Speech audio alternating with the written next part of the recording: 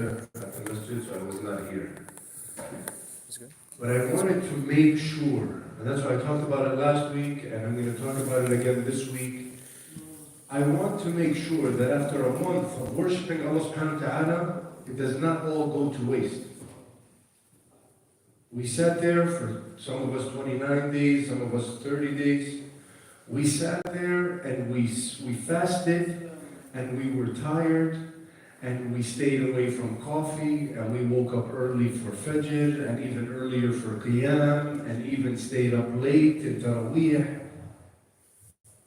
We gave our hard-earned money in this financial crisis that we're in right now, and in this recession that we're in, and the money that we work hard to get. We gave it fi sabilillah. We did everything we could, and it's not easy.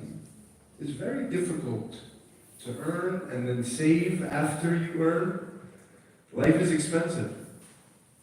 And after you save all of that, we ended up having like 6, 7 fundraisers here. And every single time, you guys gave more than the time before.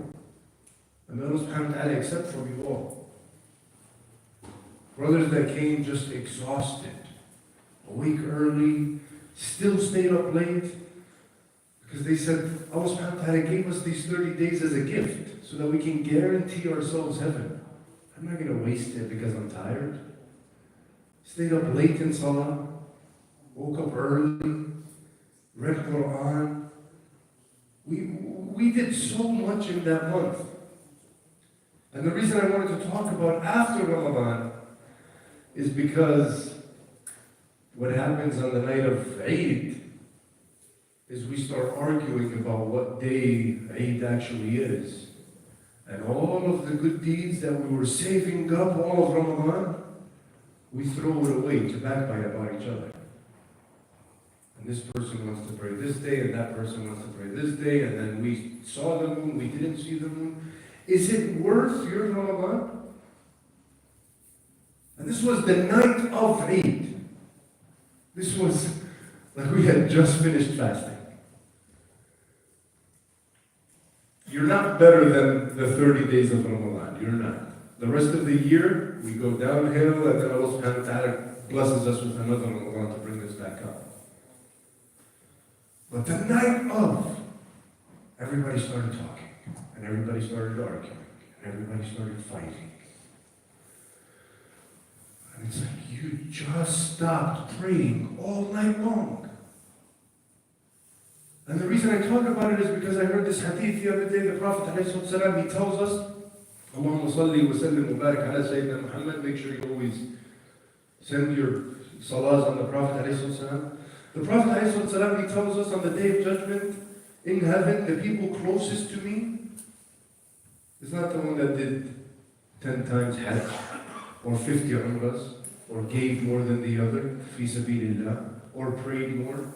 The Prophet ﷺ, he tells us that the person closest to me on the day of judgment is the one with good morals, the one with good character, the one who treats his brothers with respect,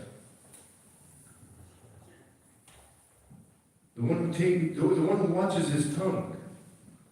Is it worth saying? Allah subhanahu wa ta'ala, he tells us in the Quran about the people of Jannah. Those are the people that speak nice. You want to be like the people of Ahl Jannah, then you have to act like the people of Ahl Jannah. It's very simple.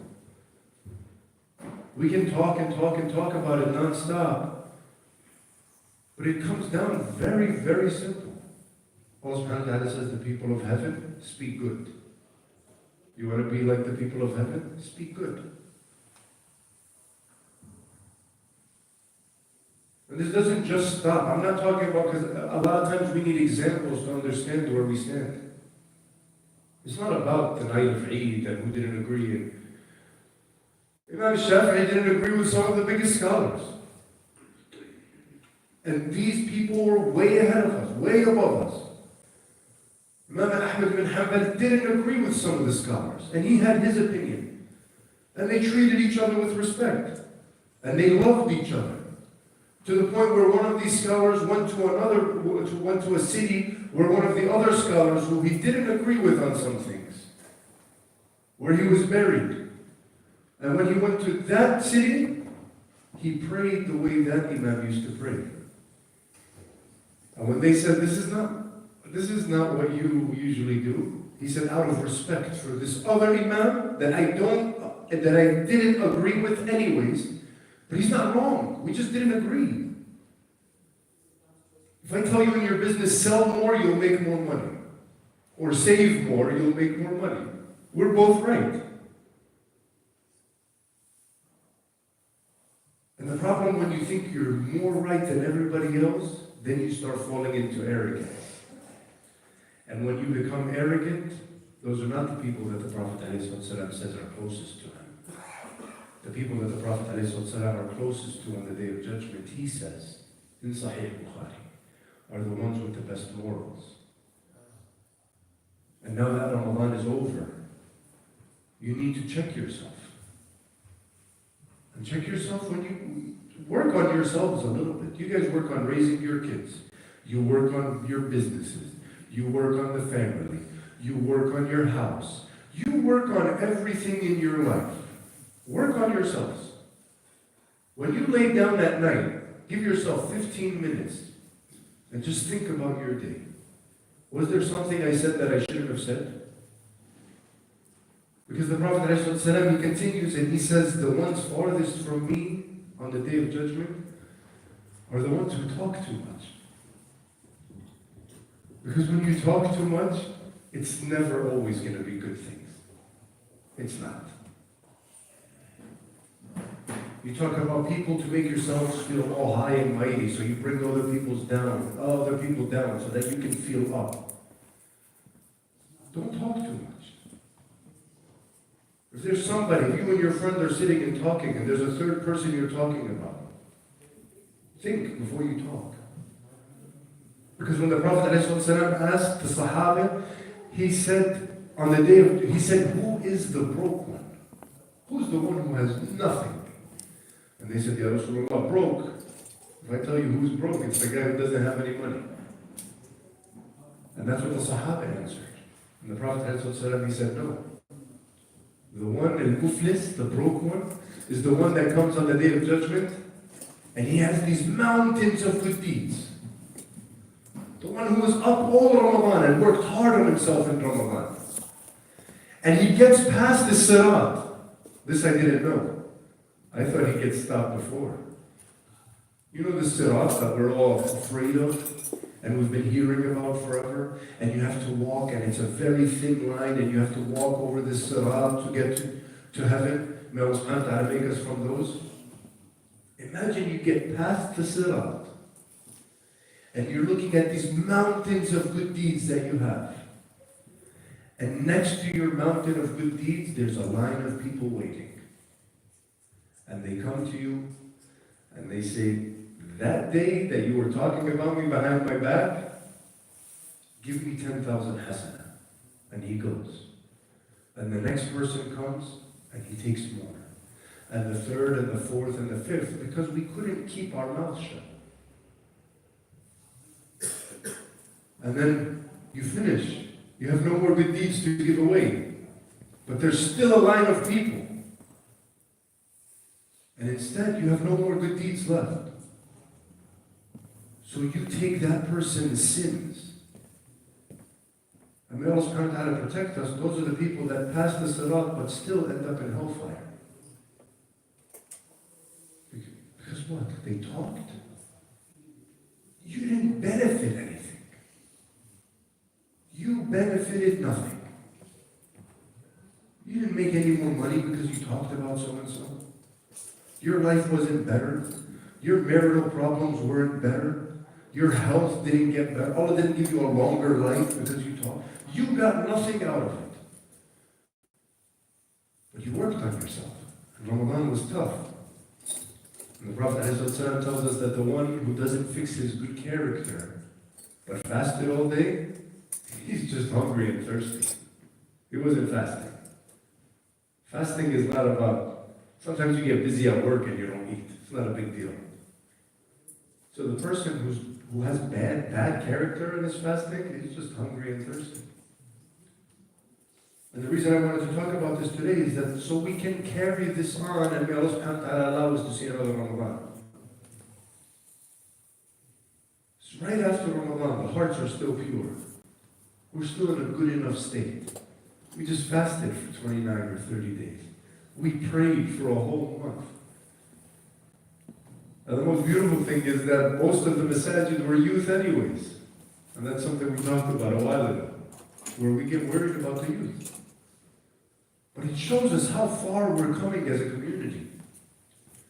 Because me being born and raised in this country 30 years ago, it wasn't the youth that were filling up the masajid. And now the elders are looking for a place to pray because the masjid is full of youth. So we are moving as a community, alhamdulillah. But I didn't want to stand up here today and talk about salah as usual, and you have to pray, and we have to continue Quran, and we have to do. We'll save we have to do for other days. I wanted to make sure that we don't fall back into this habit of talking about people. And it seems like such a silly thing to spend a whole khutbah on. But the reason it's so important is not because if you talk about somebody, you hurt his feelings.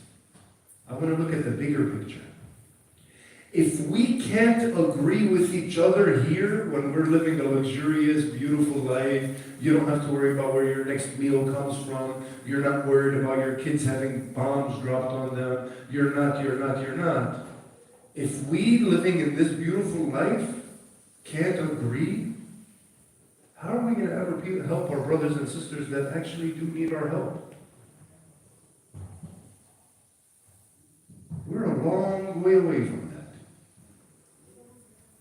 And the Prophet ﷺ swore and he promised us that no enemy of Islam will ever destroy Islam. But the only fear was that we destroy each other because we can't agree. Because our arrogance and our pride doesn't allow me to agree with somebody. My opinion matters more than your opinion. What I think is the right way because that's how you were raised. And for the guys who are married, you realize that the way you're raised is not always the only way. And you realize that when you get married. When I got married, my wife was doing stuff. I'm like, what are you doing? But that's how she was raised. And it's not wrong. So I was raised different than you. If I have a different opinion than you, that doesn't mean I have to backbite. And with all due respect to everybody, nobody is worth you giving your good deeds for. You pulled a 10-hour shift at work today and I come to you and I say, give me the money you made. Me? Who am I to take your hard-earned money? Think about it that way. You fasted all of Ramadan. You prayed all of Ramadan. To come give me your hasanat on the day of judgment? What are you insane? It's only talking. It's only the Prophet ﷺ with the Sahaba, he tells the Sahaba, he said, if you hold your tongue, if you watch your tongue and your privates, you're guaranteed Jannah. And he said, Ya Rasulullah, even this? And he pointed at his tongue. And the Prophet ﷺ grabbed his tongue. He said, what more than this brings you into hellfire? And that's why I started off with the hadith of the Prophet ﷺ. The ones closest to him on the day of judgment is not the one who gave most sadaqah, but the one with the best morals. And this is something you can judge yourselves on. Do people like being around you? When you sit in a gathering and you're talking, are people like, this guy's talking again? Or do they listen to you? Do you talk every chance you get? You just want to show people? Well, it becomes arrogance. And the people that never see Jannah are the arrogant. And I was listening to this Imam and he 15 minutes. Instead of scrolling through Facebook until you start drowsing off and then you turn it off and go to sleep, 10 minutes, watch yourself. Did I say something today that I shouldn't have said? Did I curse somebody that I shouldn't have cursed? We shouldn't curse anybody, but did I talk bad about anybody that I shouldn't have talked bad about? And be the judge of yourselves. Because none of you are promised tomorrow. And judge yourself before Allah subhanahu wa ta'ala judges you. Because Allah subhanahu wa ta'ala has not passed judgment on you yet. And if I tell you, are you ready for death? Most likely you tell me no. Pass judgment on yourselves before Allah subhanahu wa ta'ala passes judgment on you. Shaykh Nu'man al-Ifan, when he talks about it, he says, don't say that so-and-so is a good guy because he has good morals and good character. Because the Prophet ﷺ tells us that ibadah is more difficult. That type of worship, being a good person, is more difficult than giving money fi sabilillah. Or praying because it's Ramadan and that's the thing we do. Or fasting because you grew up fasting and now it's easy, not a big deal. Being a good character all the time. And we come on the Day of Judgment as witnesses for each other. When I stand in front of Allah subhanahu wa ta'ala and He brings you guys and says, what do you know about Muhammad? Are you going to tell him that I was a good guy or a bad guy? I had a foul mouth. I spoke about everybody who passed by. Because we're all witnesses for each other on the Day of Judgment. So may Allah subhanahu wa ta'ala protect us all. May Allah subhanahu wa ta'ala forgive us all. But Ramadan is over. And every week I mention Salah. I'm not mentioning that we have to pray. Because we just got out of Ramadan. Everybody's praying at least a little bit. But watch your tongues. And you watch your tongues and you're the closest to the Prophet ﷺ. What more? And if you're going to be closest to the Prophet ﷺ, then you're guaranteed Jannah. And that's what all this is about anyways. أقول قولي هذا واستغفر الله لي ولكم فاستغفروه إنه هو الغفور الرحيم.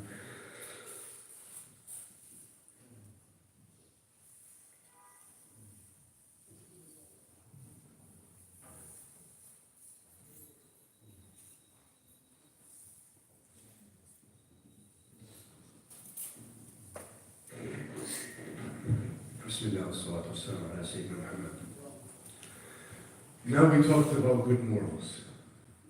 When we have good morals and good character, we'll be a closer community. When we're a closer community, we can work together. When we work together, we can help our brothers and sisters all over the world. And now because I woke up to the news and it's been in my head and I have to mention Palestine because I just can't get over my day, I can't pass through my day. I woke up and the first thing I see is 700 children killed in the last 6 days. And that news like that takes a toll on you. News like that hurts. And as a bright side, when you feel that pain, that's a sign of Iman.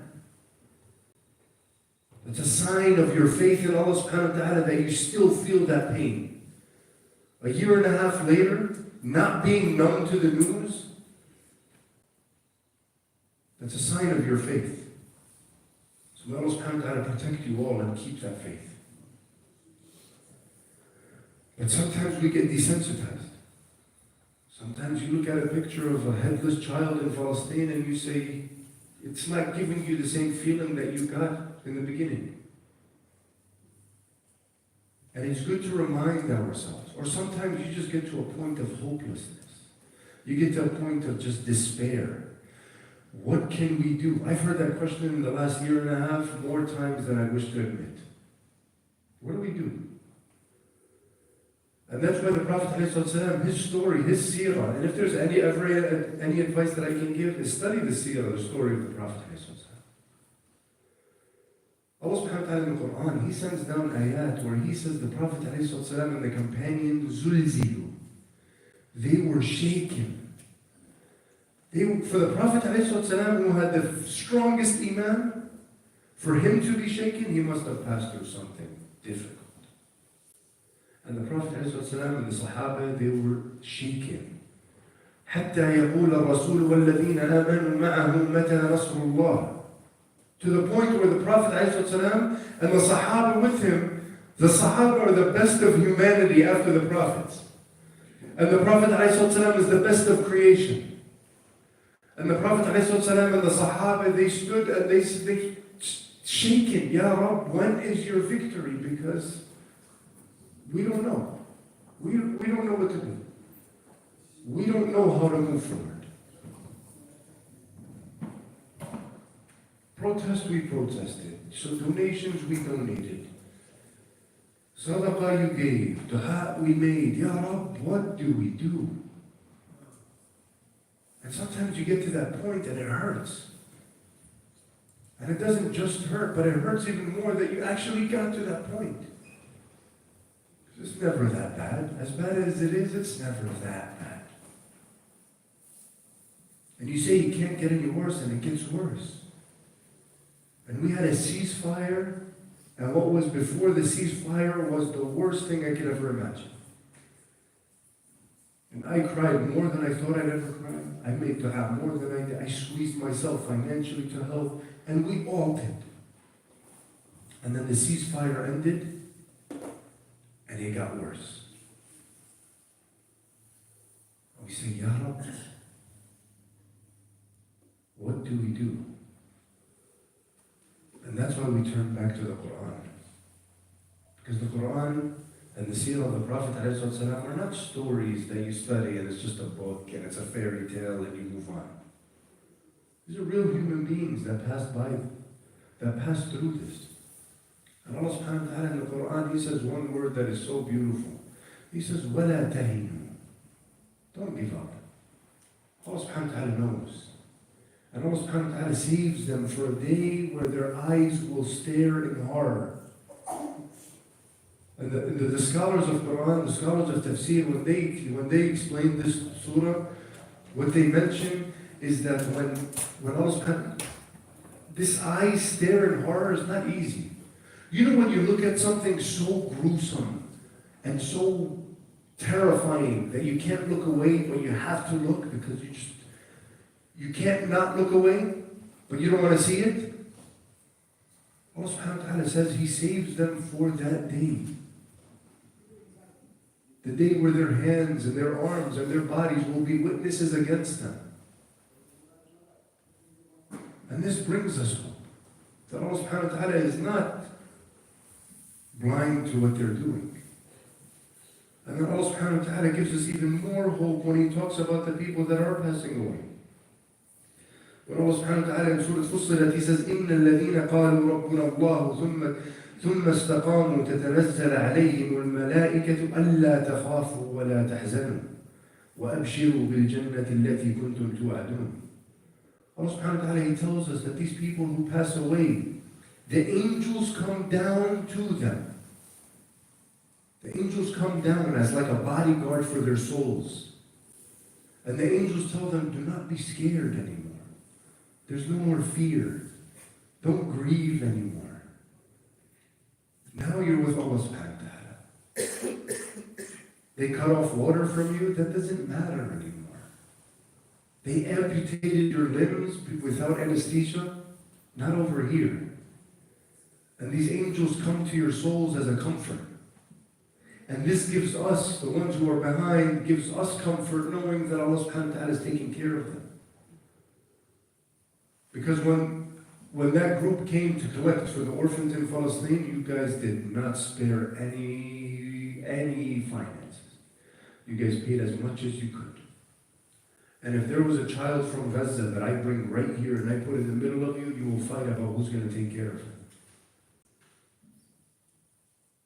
And whatever we can do all together, Allah subhanahu wa ta'ala can take care of them more.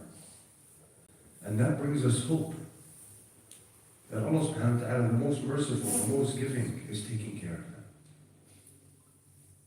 And then for the ones that are left behind, Allah subhanahu wa ta'ala tells us in the Quran, وَلَا تَحْسَبَنَّ الَّذِينَ قُتِلُوا فِي سَبِيلِ اللَّهِ أَمْوَاتًا بَلْ أَحْيَاءٌ عِنْدَ رَبِّهِمْ يُرْزَقُونَ. The ones who died for the sake of Allah subhanahu wa ta'ala, they're not dead. And they are with Allah subhanahu wa ta'ala receiving their provisions. It's very important to understand this because it keeps you going. When you understand these ayat, then you understand when Allah subhanahu wa ta'ala says, وَلَا تَهِنُوا. Don't give up. Don't falter. Keep moving. Maybe you can't take care of all the orphans in Gaza, but if you got that $50 and you can take care of one orphan in Gaza, it's okay. That's what you can do. And to that orphan, it makes a big deal. It makes a big difference. It's a big deal to him. So keep this in mind. But we only get to that level where we worry about our brothers and sisters all over the world. When, like the start of my khutbah, I said the ones who are closest to the Prophet ﷺ are the ones with good character. Be kind to each other. Be good to each other. Don't backbite. And the reason I'm giving this speech to all of you guys instead of everybody else is because growing up, we always hear that women are the ones that can't control their tongues, right? And then I grew up, and men are even worse. We talk about looks, and we talk about business, and we talk about others, and how they act, and how they raise their kids, and we're so opinionated, and we become arrogant because only our way is right.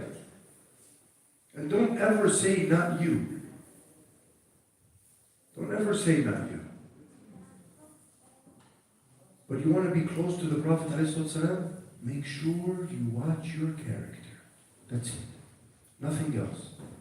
Watch your character, because everything else will come with it if you fear and respect and follow the rulings of the Quran.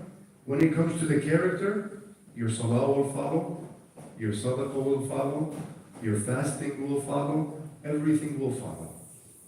Be good. Be good to those around you, and let us be a closer community. Let us rely on each other. May Allah subhanahu wa ta'ala accept from all of you. May Allah subhanahu wa ta'ala accept your Ramadan. May Allah subhanahu wa ta'ala accept your fasting, your sadaqah, your salah, your qiyam. May Allah subhanahu wa ta'ala accept from all of you, and may Allah subhanahu wa ta'ala protect you from being those that throw away those good deeds just so you get to talk about somebody. اللهم اغفر للمؤمنين والمؤمنات والمسلمين والمسلمات الأحياء منهم والأموات إنك سميع قريب مجيب الدعوات يا رب العالمين. رب اجعلنا مقيم الصلاة ومن ذرياتنا ربنا وتقبل دعاء. ربنا اغفر لنا ولوالدينا وللمؤمنين يوم يقوم الحساب. اللهم صل وسلم وبارك على سيدنا محمد. One of the brothers in our community is having a heart surgery. His name is Kabir Sayyid Rahman. So please, in your sujood, the Prophet ﷺ tells us that the servant is closest to his Lord in his sujood. In your sujood, please make dua for him. May Allah subhanahu wa ta'ala give him a speedy recovery. Wa aqim as-salam.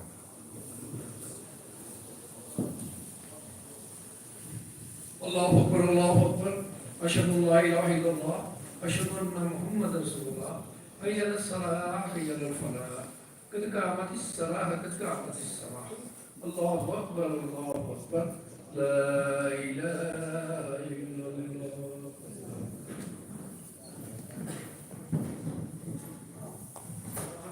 استووا واستقيموا واعتدلوا.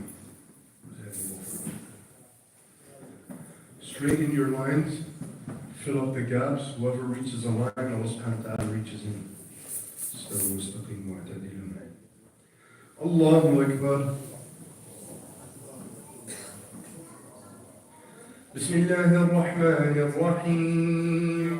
الحمد لله رب العالمين الرحمن الرحيم مالك يوم الدين إياك نعبد وإياك نستعين اهدنا الصراط المستقيم صراط الذين أنعمت عليهم غير المغضوب عليهم ولا الضالين.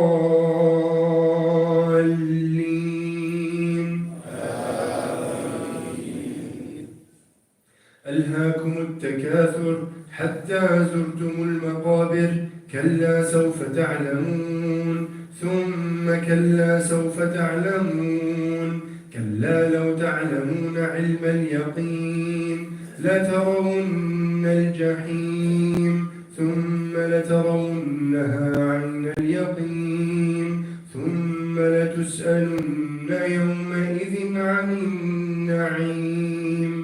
الله أكبر.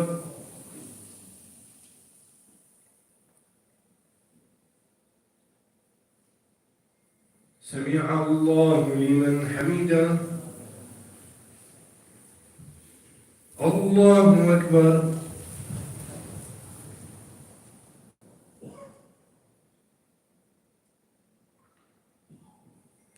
الله أكبر. الله أكبر.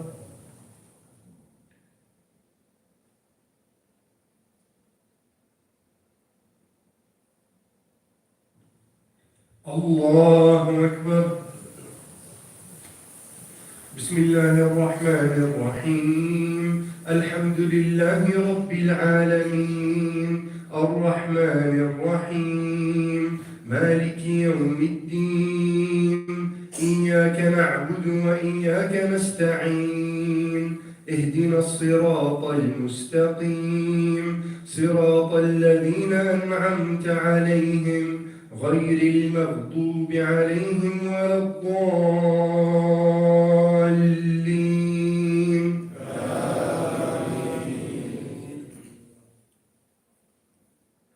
ألم تر كيف فعل ربك بأصحاب الفيل ألم يجعل كيدهم في تضليل وأرسل عليهم طيرا أبابيل ترميهم بحجارة من سجيل فجعلهم كعصف مأكول. الله أكبر.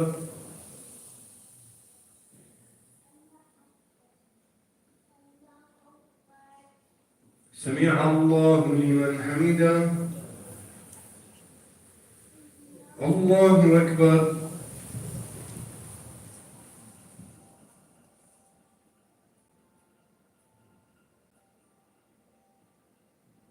الله أكبر. الله أكبر.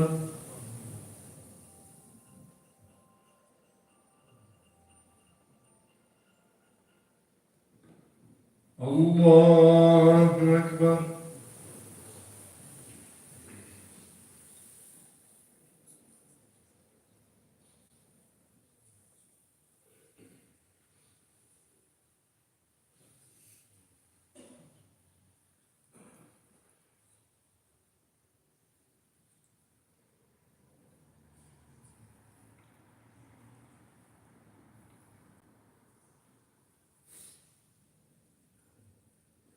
السلام عليكم ورحمة الله.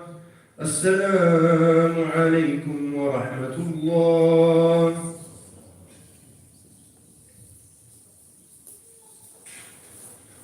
Brothers, do not forget the masjid in your sadaqah.